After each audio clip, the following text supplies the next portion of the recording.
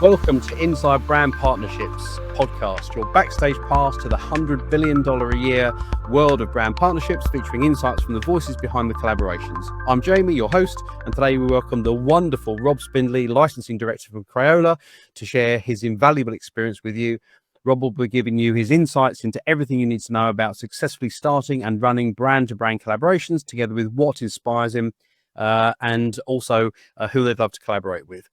So whether you're a seasoned professional already dominating in the space or brand new to the collaboration arena, this episode is packed with actionable insights. Let's get underway. Hi, Rob. Great to have you here. Thanks, Jamie. Great to see you. Lovely. So tell us about yourself, where you're from, and how you end up in your current role, please. Interesting journey, actually. Originally from Lincolnshire, up in the sort of northeast. Came to London at 18 years old, believing the streets were paved with gold and, a good northern boy coming down south. Started working for the VF Corporation. Was working on some really nice brands across sports, underwear. Did that for about 11 years and had a great time, great insight into the business. Left there and moved over to run a Canadian arm of an apparel business. And what was interesting was we actually had some licensed brands within there, completely new to me. Didn't have a clue, what that was about. But that was my first immersion into licensing. So we had Snoopy, Betty Boot, Pink Panther, worked on that for 3 years and then moved across to Disney. Had 5.5 fantastic years at Disney. Lovely school and grounding into licensing, $68 billion business. They're by far the biggest player in this industry. And then I pivoted from there and went over to agency side. So I worked for CPLG, an agency, and looked after Fox and Universal Studios. So I took over Minions at Universal Studios, where it was a tiny little speck on the horizon. And 3 years later, we had this behemoth of a brand that basically we could sell anywhere in any category. And then I came out of that. I took a few years working for myself, worked with a lot of animation studios, which was really interesting, looking at the collaboration between animated content and flipping that into physical products. So understanding what worked on screen didn't always necessarily translate into a physical product. So loved sort of that interaction between the digital and physical world. And then out of the blue, got a phone call from Crayola and said, hey, heard lots of good things. Can you come and have a chat? And yeah, I guess the rest is history. I've been there 4 years now. It's literally gone in a split second, it feels like. Loving the creativity and the open dialogue we have within the business for creativity and growth. That sounds like a wonderful journey. Obviously, there's some very key players there that you've obviously been involved with. And I imagine, like you say, going into somewhere like Disney, which is a very historically well-grounded brand, but also something that's also doing some really cutting edge and really interesting stuff now, I think must have been very interesting. Yeah, really interesting. And at the time, it was very entrepreneurial. We had a lot of scope to explore. There wasn't the financial pressure at the time to sort of everything that you do has to deliver a return on investment. There was a lot of experimental. There was a lot of looking at retail and saying, what if? What could we do should these stars align? And it was a fantastic time. And, I hope that it's still that way now to this day. Yeah. They do some fantastic things. Everybody looks towards Disney in the licensing industry. They are the North Star, if you like, when it comes to what everybody would like to be and attain. It is an incredible grounding into licensing. And whenever I speak to people and they talk about, how did you get into licensing? Did you set out with that intent? Nobody does. Nobody knows what licensing is. It's one of those things that you stumble across, fall into, and go, this is really interesting. A lot of people never leave that industry. They might move around within it, but it's an interesting and challenging environment every single day. So when did you start doing brand to brand collaborations, and how did you know that that would be something that would be impactful for the businesses that you were working for? So I would think about 10 years ago, I first started thinking, is this possible? And I wouldn't say that my first foray was successful. There was a lot of unknown. Both parties are trying to figure out what the other party's thinking, what they're doing. We kind of set off on this journey holding hands, but at arm's length. It didn't feel collaborative at the time. It felt like I'm waiting for them to try and get the upper hand on me, and I'm guessing that they were in the same situation. And I think with anything new, you have to understand each other and go into it with a trust and an honesty that says, we're going to go into this with the best intentions in mind. I think from a challenge perspective, whenever you're mixing two brands, there's rights issues. There could be people that need to be paid that have skin in the game. How the royalties get split. What are the brand values and the positioning of the people that we're working with? Do they align with what we're trying to do? And is this a short-term thing that could lead to long-term damage? So, yeah, there's a lot to think about. Was it a success? Commercially, probably no. From a learning perspective, probably invaluable, and the best time I've spent in my career to actually put some of these guardrails in place to know for the next one, it gets better. The one after that is better. The one after that grows again. So yeah, it's really, nothing's ever wasted, I think, in life. If you can take something from it and move forward, you've learned something, and it gives us that experience to be able to push the boundaries the next time. Yeah. You mentioned some of those specific challenges about that particular instance where you obviously you've explained, but are there any other sort of challenges that you find when it comes to finding partners that you look to work with, or how you you approach that? Sometimes you need to take a bit of a more helicopter view over these things and say, what do we understand about ourselves? Are we clear on our mission?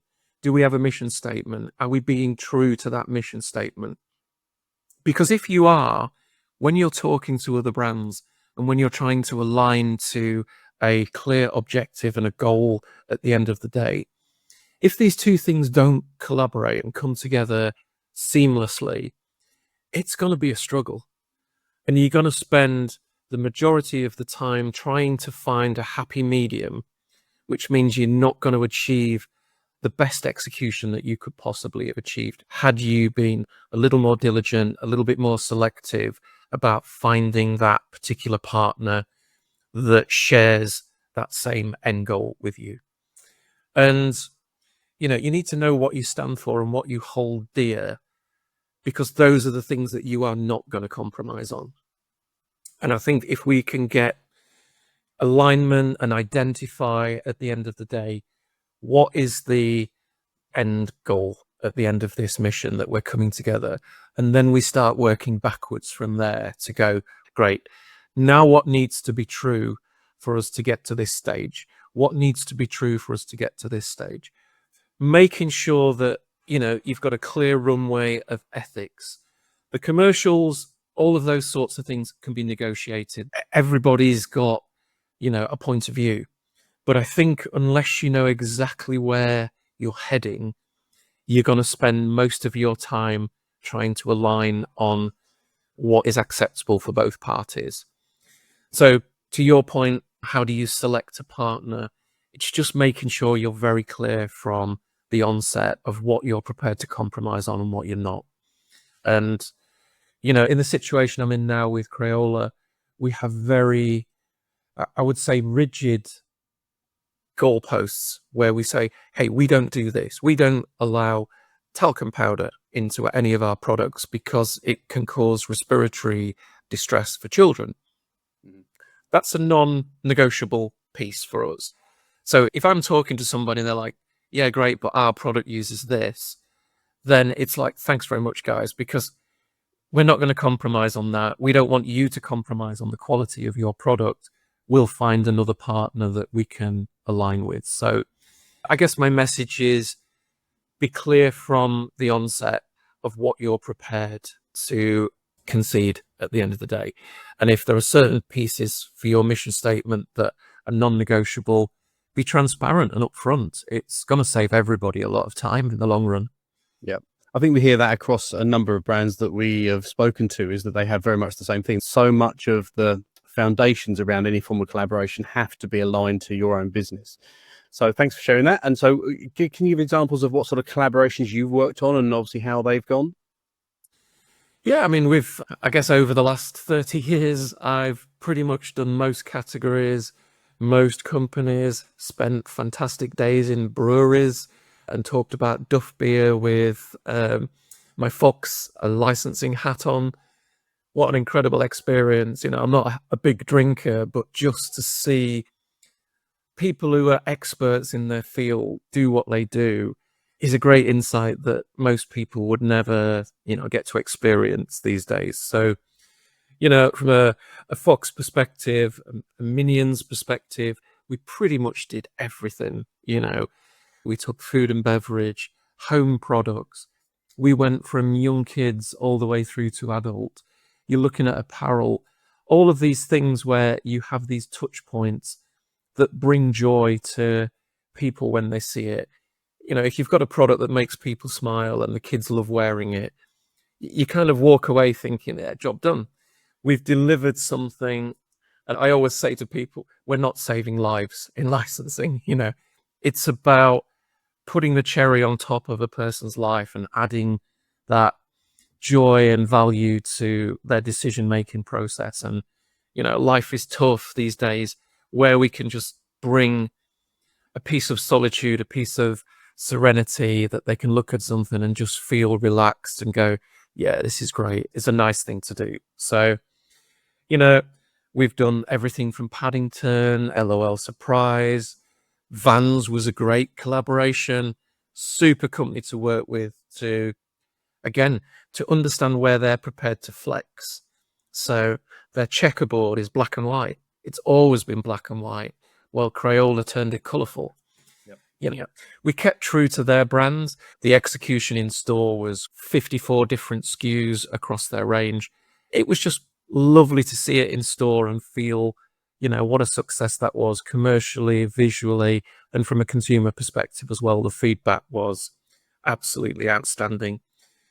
And I think with all of these collaborations, there needs to be an instant recognition from the consumer as to why you two people have come together.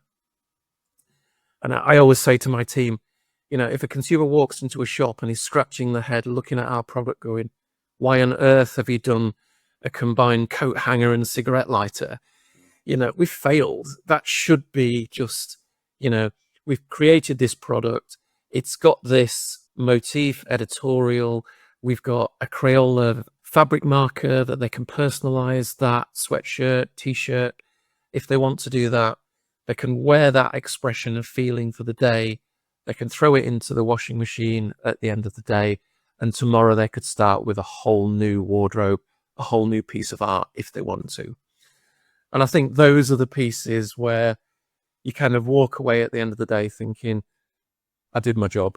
That was good. Consumers happy. The business is happy. And you feel proud when you walk into store to see something like that. So, yeah. You mentioned obviously the kind of some key measurable levels of or areas of success there around obviously the commerciality, also the feedback you get from customers. Is there anything else that you would use to measure success, or how would you gauge that as a successful campaign? We're in a digital world at the moment. Success or failure is very apparent because social media will come and tell you you've messed something up, or, hey, you could have done this differently. My child didn't like this, or we didn't like that. You're very exposed, I would say, in this day and age. We love that. Feedback's a gift. It's useful. And again, it's a learning experience to understand what we did right, what we did wrong. I think you get beyond the commercial side of it. And obviously, we're not doing this for the nice warm feeling in our bellies. We want to make money. it's about commercialization, it's about success. But I think there's also that joy element. We're also, or certainly I am very focused on what are we putting into the world. I want to know that the products we're doing are the most sustainable products that we can do. I want to know that end of life, there is a recycling option for this. And I know as we go around the world, we're at different stages of that process. And I'm working from Australia through India, China, the Middle East, Europe, to the UK, and then over to the US and Canada. We're all at different levels of that vision, and where's the recyclability? What's the long-term impact on the planet of these things? So to be able to look at a product, look at a collaboration with another brand and go, we did a good thing here. And I'll surface a collaboration I'm working on at the moment. We're doing optical care for children. Now, lenses, are lenses. They need to come and they need to do the purpose that they're set forward to do. But the actual frames, we're going to make frames out of collected fishing nets and plastics out of the ocean. We've formulated a plastic that's workable, usable, attains all the health and hygiene requirements that we need. But we're providing a solution for children who need optical assistance to be able to read, to learn, but we're doing it in a sustainable, considered way, which makes me feel happy. I feel that the kids are going to get something out of this for their education. It makes it easier for them and their whole enjoyment of life is enhanced. But are we going to make a fortune out of it? Probably not. Does it matter? In this case, no, not to me. This matters because we're doing the right thing, because we have the opportunity to do the right thing. And we have the opportunity to make that choice to do the right thing. So, yeah, at the end of the day, we're here to see financial results. But I would like to think there's a balance at the end of the day. And, a nod to the likes of the McDonald's of this world that have said, hey, we used to be the biggest user of plastics for toys in the world. How do we change that? How do we make that social decision to go, no, stop. We're now going to take a step back and go, we can still provide that joy, excitement, and surprise for kids, but in a way that is not damaging their future, our future, and the planet's future further down the line. Yep. I really love that. The fact that there's something that's really out of the box in terms of your day-to-day operations that has been taken by the business that's actually for the greater good. And that's a lovely story. Moving on from that, can you share a collaboration that's really inspired you and perhaps why that works so well? Yeah, some of the things that I'm proud of and not necessarily some of the things that you would expect. I work and I've done a partnership with a very inspiring jewelry designer, a girl called Nadine Gone. She our paths crossed in a conversation, and when you just click with somebody and think, oh, we could work together.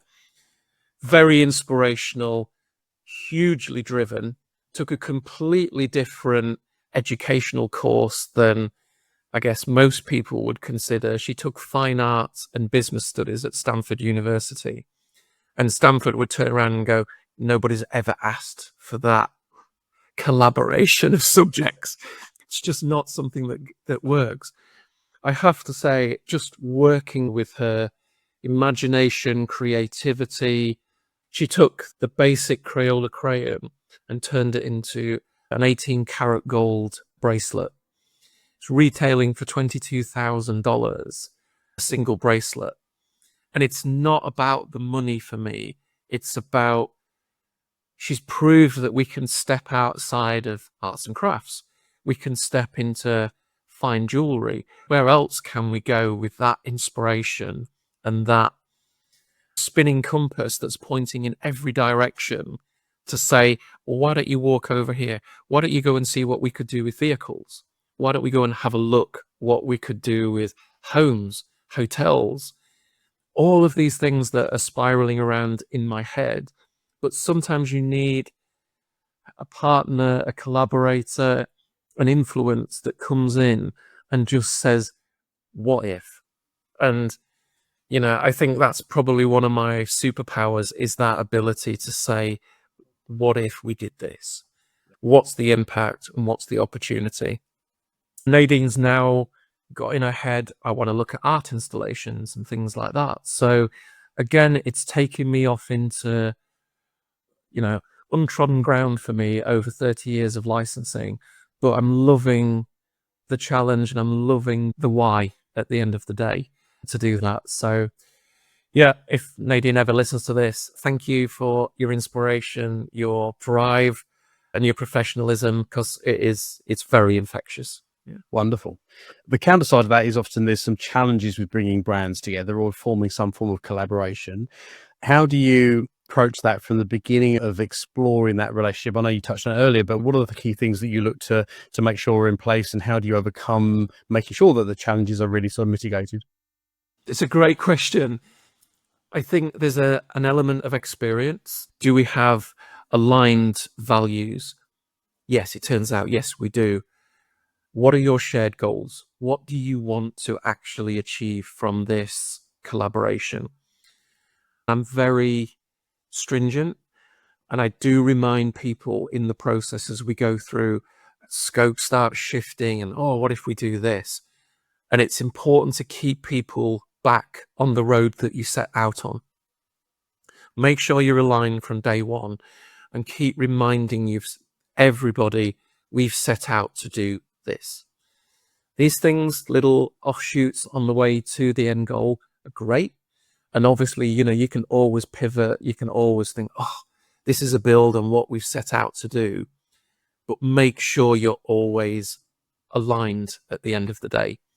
Because what you'll find is everybody sets off with a huge amount of enthusiasm on these projects. When it gets down to the actual work and the nitty-gritty of, crossing the T's, dotting the I's, making sure the detail is done, when you can't agree, that's when the enthusiasm wanes. That's when the project becomes a weight around your neck and people lose interest. And you can spend a lot of time trying to either get that back on track or unraveling the situation that you've got yourself into. So I would always say, you can build a plane while you're flying it, but where are you going to land it? That's the thing. And it's making sure we know our destinations over there. And as long as we're building it and we've completed before we try and touch down, it's just making sure everybody knows the destination at the end of the day and keeping that in mind and reminding people on that journey that this is where we're heading. Yep, understood. You must see obviously trends that are forming and shaping and have done over the last sort of few years. Where do you see the latest trends in the brand to brand collaboration space, and what does that landscape look like for you, Rob? Big shifts recently. I would say there's been a lot more joint brand collaboration and mashups that you see. And, if it's Ninjago and Kiss coming together and the Ninjago guys are done up in the makeup of Kiss, and I'm just like spitballing ideas and things here, having the authority and having the allowance to go and do some of these things is really interesting and exciting. It brings in a new creativity and it brings in a new look and feel. It introduces maybe some legacy brands to a younger audience, and a little part of my soul died the other day when I talked about David Bowie to my nephew and he went, "Who's David Bowie?" Come on, we're doing a bad job here educating people, the younger generation. But, it's one of those things that, we talk about bands. Bands are a great licensing opportunity and have been for many, many years. But, you're taking an iconic Black Sabbath logo and then you're integrating another brand into that, whether it be through color, whether it be through a separate IP, those sorts of collaborations that give a different look and feel, but capture the nostalgia for the people of my age, but bringing a younger generation into the questioning of who are these people? Why are they so iconic? Wow, they did all of these things back in the day. All of those collaborations, I think, are gaining momentum and speed. And I think another area that is growing is not necessarily celebrity endorsement, but celebrity collaboration. And I'm thinking of the likes of Stormzy with McDonald's. So they did the Stormzy meal. Harry Kane's doing a collaboration with Starbucks. Some of these things are to a charity, others are limited edition opportunity. These are great. They drive urgency. They drive consumer to go and want to achieve that now. And then I guess one of the things that is a bit less of a collaboration, but the inspiration is coming from like Nike when they do limited edition runs. The same thing applies for licensing. If we have the capability to do a limited edition release of something, it's driving its own PR and its own press. You know, if it's a kid's product, they're talking about it in the playground at school. They're doing the job for the marketing team on their own. Social media push or something like that is just engaging the consumer and driving that urgency, driving that desire, that want to be part of a movement. And we live in a digital world where everything is come and gone in hours, minutes, days these days. Whereas before we had a TV series that was on for 12 weeks, 26 weeks, and you had that period of time of exposure to the brand. We have to play where we are today. And if that means coming into a marketplace for a short period of time, doing a great job, stepping away and looking at what's the next big trend, then that's where we have to be. And that's what we have to leverage and be part of. But I think that's where the excitement is, and that's where the future is of those snacking licensing moments that can be probably as powerful as a 6-month program as far as sales, impact, visibility, but in a snap bite-size moment in time. Yeah. So if you could work with any brand for any dream collaboration, I know this is a big question, but who would it be and why would you want to work with them? My background's in apparel, so I'm always going to default to the likes of a Chanel, a Dior, a Gucci, just because of their fashion-forward look, creativity, influence of the moment, to be able to interpret my brand and go, here's how we see it. That, I think, would just be an education, be inspiring. I think I would take a lot from it in understanding their journey of how they visualize conceptually through to a finished product that, you know, is revered, is on billboard posters all over the world. I think that would be fantastic. And Nike, just because of their creativity. And they've taken something as commodified as footwear and turned it into fashion pieces. I've got friends who have, you know, Nike trainers on display in their house, almost as, it's certainly a talking point, but almost as a work of art that they're displaying. Now, who knew you could do that? Who said footwear's now part of your living room furniture? Yes. Things like that, I think, are just inspiring for me from a licensing world perspective. I just think working with different talents, different viewpoints, people who see the world differently to how I see it. And I know that I see the world differently to how lots of my friends, my family see it.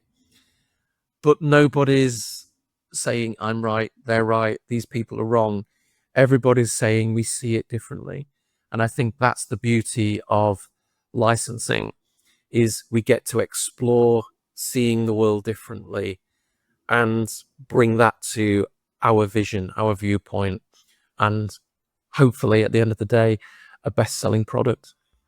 What a great way to wrap up. So I'd like to say a huge thank you to Rob from Crayola joining us today and sharing his experience on brand-to-brand collaborations. It's been an absolute pleasure. Remember, we're Brand Partnerships. Stay tuned for our next episode. In the meantime, thank you for tuning in.